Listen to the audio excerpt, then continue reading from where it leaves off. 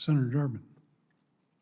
Thank you, Mr. Chairman. We've said over and over again we have securities and commodities. We've got to make careful definition, but I think there's more to the story.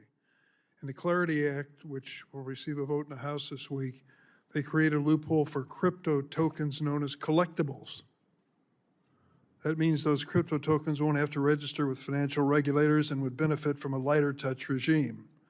In fact, collectibles aren't even considered digital commodities in the bill and are basically exempt from most requirements. When Coinbase, one of the largest crypto exchanges, went to court with the SEC, Coinbase, I believe he's a member of your organization, Mr. Kim, Coinbase argued that the tokens listed in the SEC's complaint were neither securities nor commodities. Coinbase's lawyer argued in court these tokens were like Beanie Babies, meaning just trading collectibles. But these collectibles can involve multi-millions of dollars. Just ask President Donald Trump, who listed his own meme coin on exchanges like Coinbase and Kraken, two exchanges that are part of the Crypto Council for Innovation. President Trump's meme coin has no real use and trades its values basically on popularity and hype, just like a Beanie Baby. But that did not stop President Trump from auctioning off his meme coin and giving top investors, get this, access to a face-to-face dinner with the President of the United States.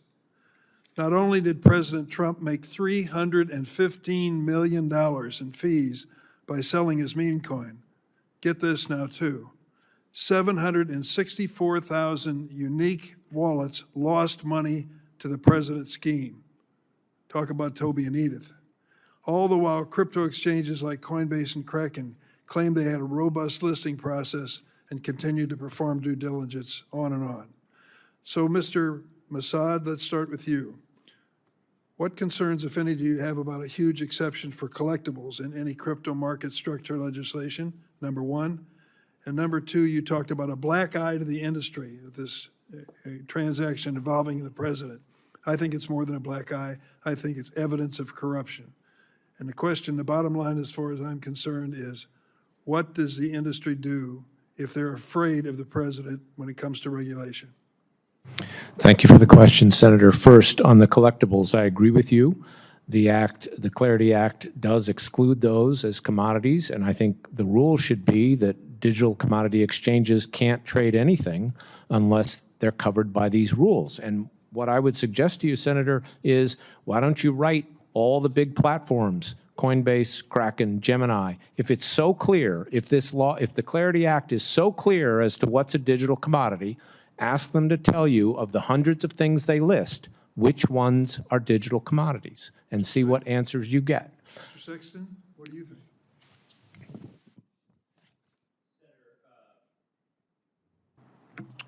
With regard to those types of tokens, coins, I could tell you that we approach it from a slightly different angle, and that is we regulate the conflicts that may be embedded within our members. I'll have to ask you to make a brief conclusion to your answer so I can ask one other question. Go ahead. In 2024, the FBI reported that Americans lost $16.6 billion to crypto schemes, 33% increase over the previous year. The type of scam I'm concerned about involves a machine called a crypto ATM.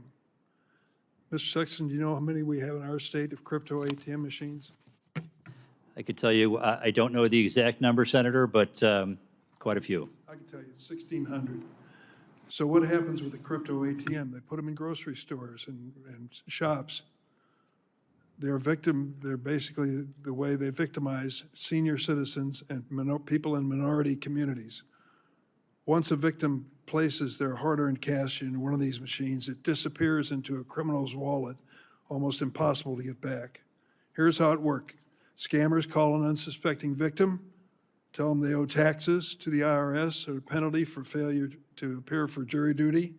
Not to worry, they can pay it off at a crypto ATM. They direct them to the nearest crypto ATM. These people put their life savings, in some instances, into the criminal's digital wallet. In 2024 alone, scammers stole nearly $250 million from Americans, and the stories are heartbreaking. This industry ought to wake up to this reality. There's a misuse of one of their operative machines to scam people over and over again with huge sums of money. Want to be known as a reputable industry? Do something reputable like protecting consumers. About 15 states have done it. All of them should, and we should put something in the federal bill. When the Genius Act came before the Congress, I wanted to offer this amendment. No amendments, take it or leave it on the Genius bill. Well, if we have a second chance, whether it was Clarity or Genius returning, let's at least think about the consumers for a few minutes. Thanks, Mr. Chairman.